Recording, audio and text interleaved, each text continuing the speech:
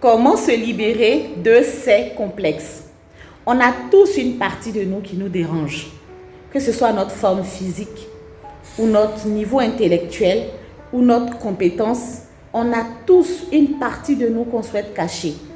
Parfois, c'est notre forme, notre nez, notre ventre, ou soit notre niveau intellectuel qui est assez bas, ou soit notre niveau de compétence dont on ne fait pas forcément confiance nous-mêmes.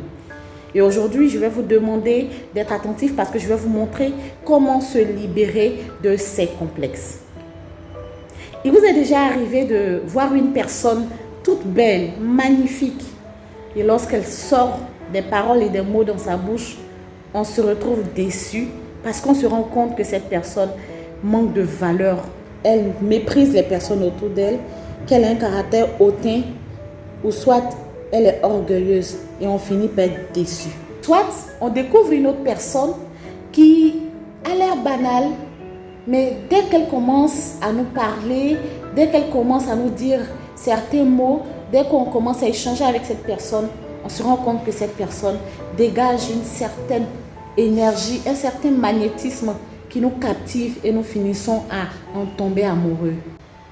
Nous faisons fixation sur tout ce qui est extérieur dans notre vie et cela nous empêche d'exprimer la meilleure version de nous.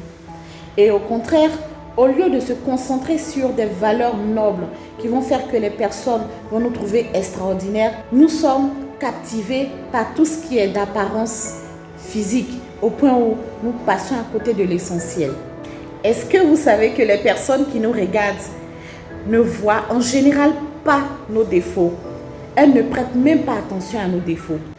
En somme, c'est lorsque nous faisons fixation sur ces défauts-là que nous emmenons les personnes autour de nous à y prêter attention.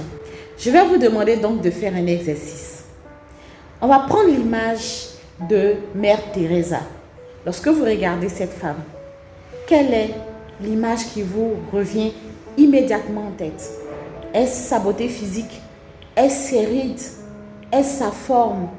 Est-ce la belle personne qu'elle a été pour l'humanité? En fonction de la réponse que vous allez donner, sachez que les défauts physiques n'ont absolument aucune valeur devant la vertu.